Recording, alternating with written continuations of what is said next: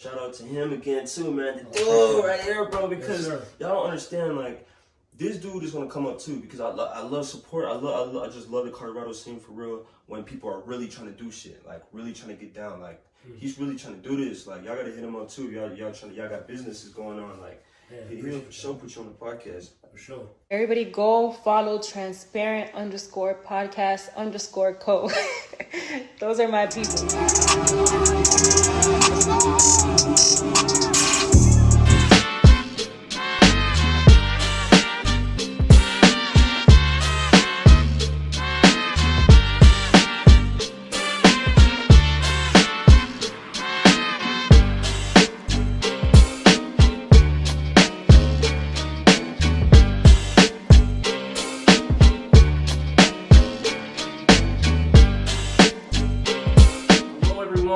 Welcome to yet another episode of Transparent Podcast.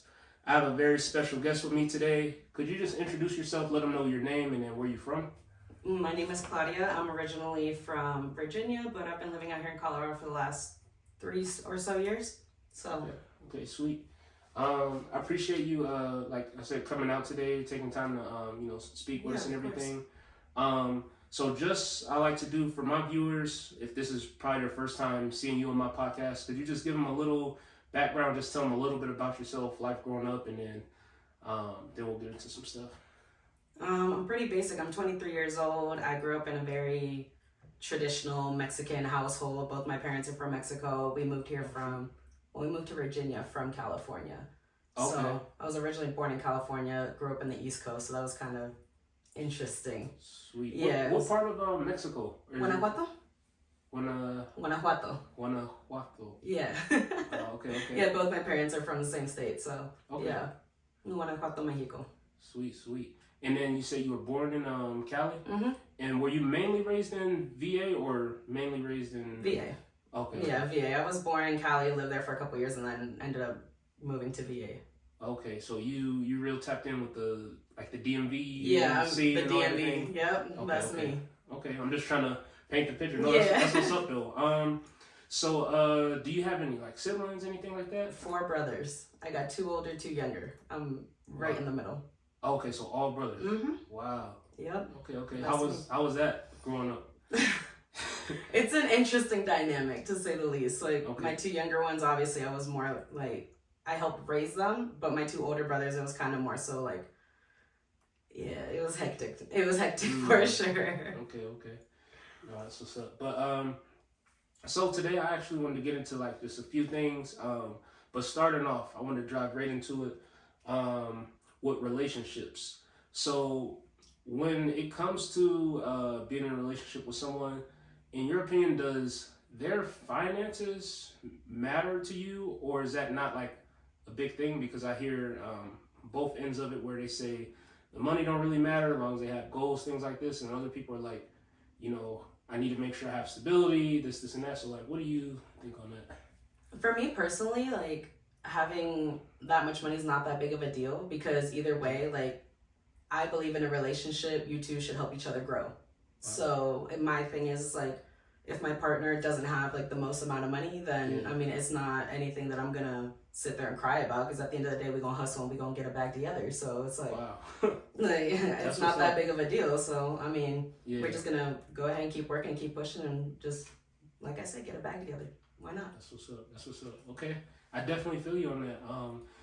And like, to some people, like the financial situation, I don't want to say it's everything, but it's just so like, they like, oh, he needs to make like this much a year or XYZ. But I personally agree with kind of what you said. Like, the whole premise of the relationship to begin with shouldn't even be that. So you can always make that happen. Yeah, I mean, I don't think it's that big of a deal. Like if you come into the relationship, some of y'all have some sort of, like you said, stability, and y'all have something to fall back on just in case. Cool, that's fine. But we're not just gonna sit there and be complacent. Like we're gonna keep working. So. I like it. Sweet. I like that. So I also wanted to ask, this is a question you probably hear a lot, but when dealing with someone in a relationship as well, does their height matter? Not really. I mean, to me, not really. I've dated people that are same height as me. I've been with people that are a foot and a half taller than me. Like, it doesn't really matter. It's cool. Like, I know people get so stuck on like the whole they need to be 6 foot, they need to be this and that. Like, I mean, it's cool. We love our short kings. Like, it's fine. Like, it's cool. I personally don't mind. Like, as long as you cool and we vibe, then that's fine. Okay. And then leading right into that, where do like looks fall as far as like someone that you would take serious or whatever? Like, do they have to like, you know, look, I don't know, like a 10 out of, like a, I don't know, an 8 out of 10 or better, or like how important is that there? I mean, like I said, looks is the same thing for me as like with the height. It is what it is. Like, if we vibe, then we're gonna go off of that. We're gonna go with the flow, and whatever happens. Like, if the looks really, like, it doesn't really matter to me. Like, so the most important thing to use the connection, of course, vibe, yeah. energy, I feel like that's how it should always be. Like, it should just be a connection. Because if you just go based off of superficial, like, where's that gonna take you? Yeah. So you're not gonna be able to connect and grow with somebody like that. So exactly. Okay, sweet. I like that. Also, too, when it comes to an ideal first date, like if someone was to take you on a date, what exactly would that look like to you, or is there a certain criteria, or is there not like really a certain criteria? For an example, I've had a guest come on and say like for the first day, like a guy took them on a hot air balloon ride, and there was mixed, like some people were like, it was like, oh, that's like super nice, like that's a great first date, and then some people were like, that's over the top, like it don't have to, you know. I mean, I can't even think of the last time I was even on a date, so I'm like, dang. But yeah, I mean, it just kind of depends on the person, I guess. Like, it's really, I mean, some people, like you said, they like to go over the top, they like to go all out and do all these kinds of things, but it's like a lot of people just like to keep it simple. Go out for dinner, go out for a nice ride, and just sit somewhere at a park, or like just park the car at a nice overlook, have a nice conversation. Like, I like to where I can have a setting to where I can talk to the person, get to know them. Okay. So, I mean, if we're doing something extravagant, cool. If not, we can just chill, have a picnic or something. I mean, it don't really matter. Okay. No, I like that. And then I want to ask you as well, when it comes to, like, I don't know if you heard of this, and this kind of leading back into the finances, but the whole thing of people saying, like, going half.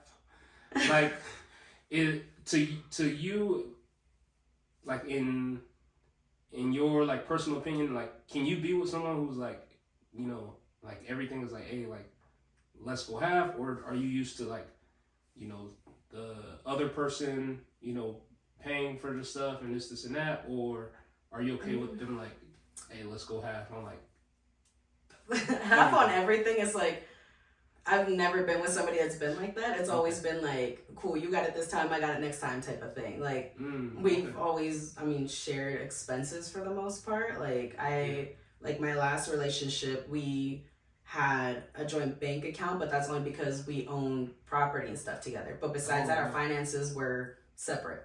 So. Wait a minute. I've never had anyone that had a joint bank account on the pot. Can you talk like how I don't know, from your experience, how was that like having because some people might be curious, like, is that like a deal break, like is that a no-go, or was it okay? It worked out for us just because it was a way that we could flow money into the account to use for the property, for the house, and anything that, like, any expenses that came up. Did any money ever like seem like, hey, where'd that $200 go? No, I mean, it was always like, no, like we were good for the most part. Like, I mean, granted, we were together for like 5, almost 6 years, so it was like, you know, the trust was there. We had already had a foundation in the relationship before we even got into that, and like mixed our finances at one point. But I mean, it worked out for us. Obviously, it's not for everybody, but for us, it worked. I mean, we made it happen. It was cool. Sweet. Oh, I never heard that. Yeah, that's good though. I mean, like, I like hearing the positive experience from that, because I be like bracing. I'm like, oh shoot. I mean, it sucks. I mean, we're not together no more. It is what it is. But I mean, got that experience, got a little bit of something out the way, and that's fine. Okay. Yeah. Sweet.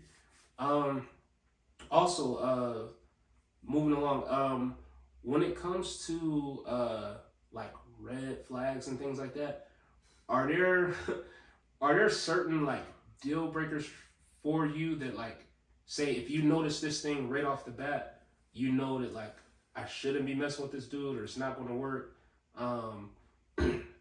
Like, as far as, you know, either I don't know, he's like, he's talking to you or whoever the person is, whoever the gender or whatever, Mm-hmm. and they're like, oh, you know, like, you know, things with my ex didn't work out or whatever, but like, you know, we're still friends or like, I don't know, but what is like, I don't know, maybe like 2 or 3 of like your big like no-goes? I think my biggest thing is just dishonesty. Like if you lie to me, like that's it. Because I've had people that like you start talking, you're cool. Like if you're not exclusive, cool. Like I don't expect you to be on the same thing. If I don't specify and you don't specify and like we're just kind of vibing and talking and seeing where it goes, then cool. Like we'll go from there. But at least be honest with me. If you want to talk to other people, let me know. But if you are sneaking behind my back and it's like you're canceling plans with me to go hang out with this person or do whatever that, you know, it's just, that's not for me. Is that what the young people call it, sneaky link, I think? Yeah. I don't know if I'm saying I mean, I guess you could consider it sneaky. Like, I don't know. I'm pretty open with like the people that I've like talked to or like have been. Yeah. So like. So it don't necessarily got to be a. Yeah. Like I mean, I think sneaky link is more so like y'all just hooking up on the low and like that's it kind of thing. Okay. Like. Was it sneaky link, side piece? Yeah. Yeah. I don't know what's all the other terms. I mean, I mostly just hear sneaky link on like TikTok and stuff, but it's like, I mean, like I said, sneaky link I think is just people that like hook up on the low and it's just they take it from there. But it's like me with at least with the people I'm talking to, like I said, if like you want to be out there doing your thing, cool, got it, I get it, we're both single, like go do your thing, but just let me know, like that's it. So for you, and then correct me if I'm wrong, is it safe to say you're saying like whatever it is, like just inform me so at the end of the day, just know that the playing field is even. Yeah, so exactly. Like, if you're gonna do this, then I'm gonna do this. But if you're gonna be exclusive, then exactly. It's like you can't get mad at me for doing something that you were doing, type of thing. Like if you want to be exclusive and you want me to be yours, let me know. Like it's that simple. Like I don't think people like it's communication in my opinion. Like that's really what it is. It's just communication. Man, like, it all goes back to that. Exactly. Like I don't think it's that hard, and people I feel like they just make it harder than what it really is. Like you just have to be open with somebody and be like, cool, I'm just trying to hook up, or I want a relationship with you. Like it's that simple. And then I want to touch on that.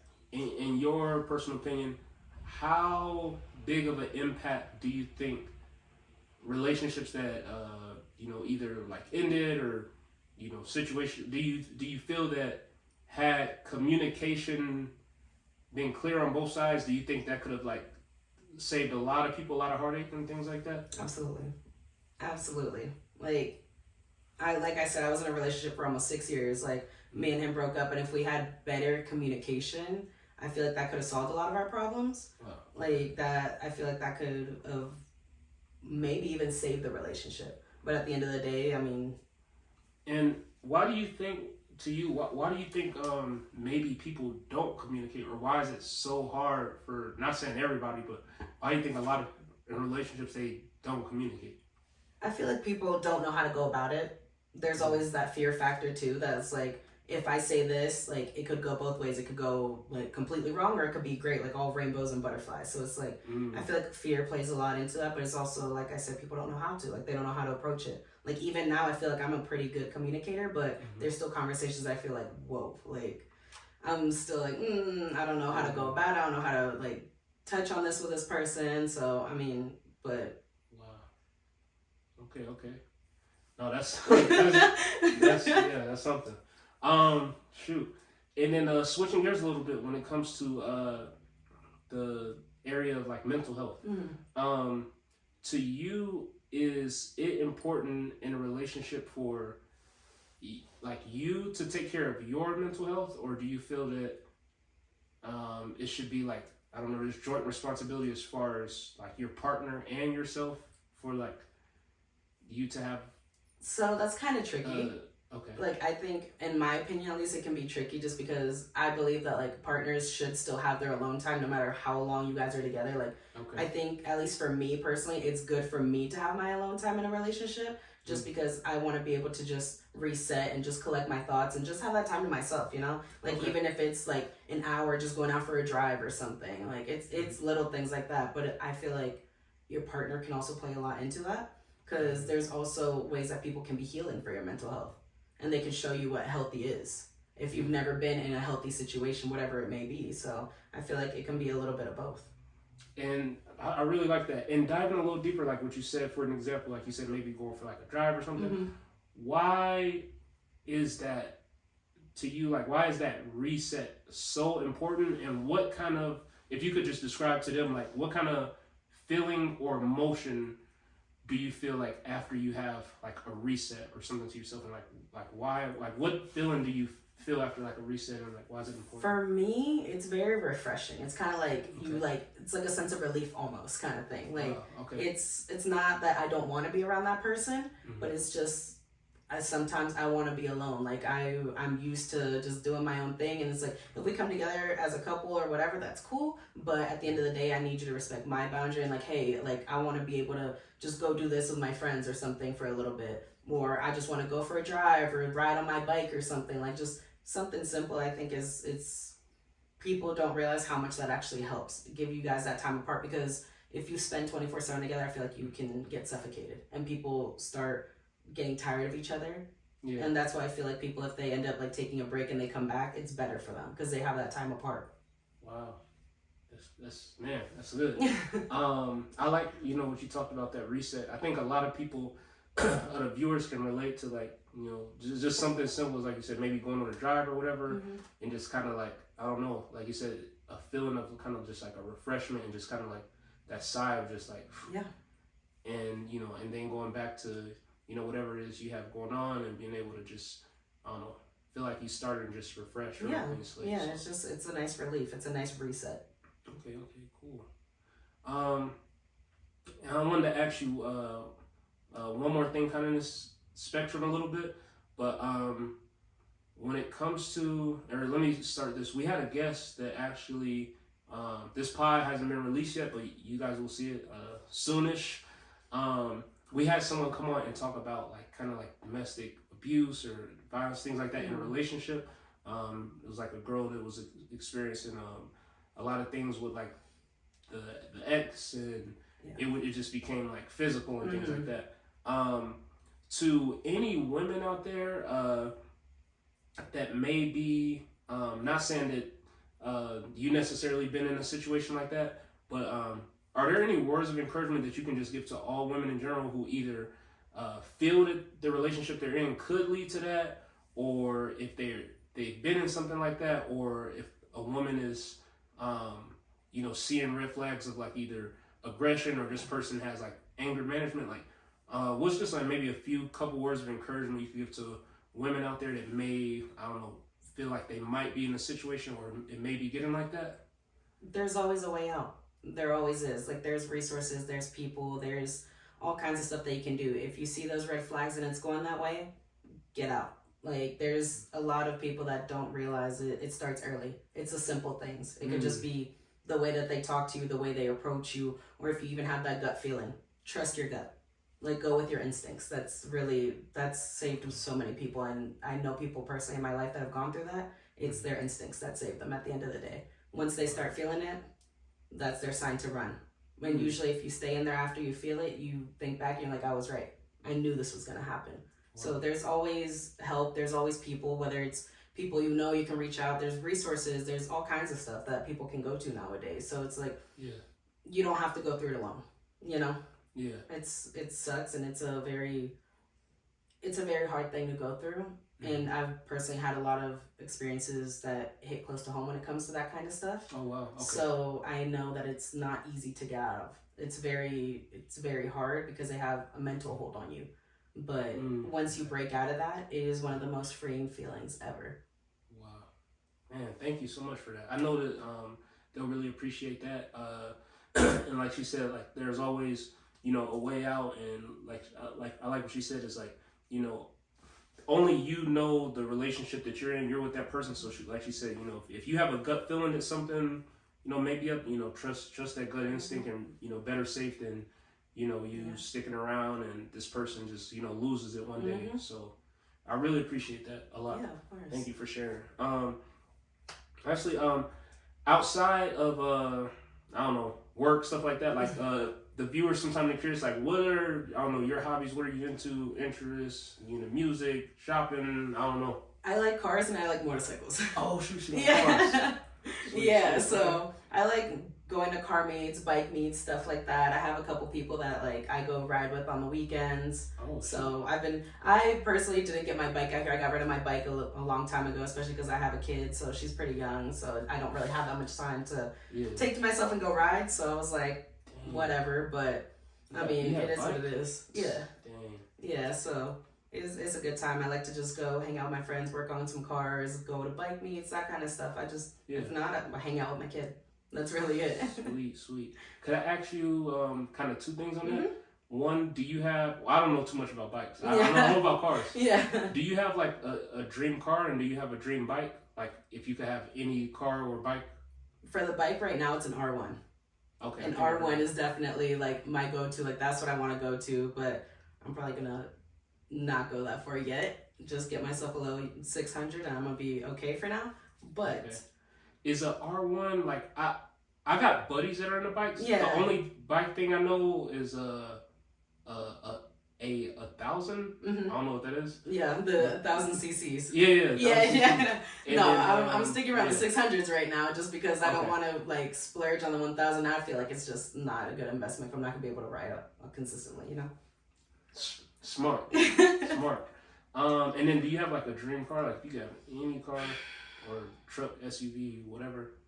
Right now, probably a Skyline.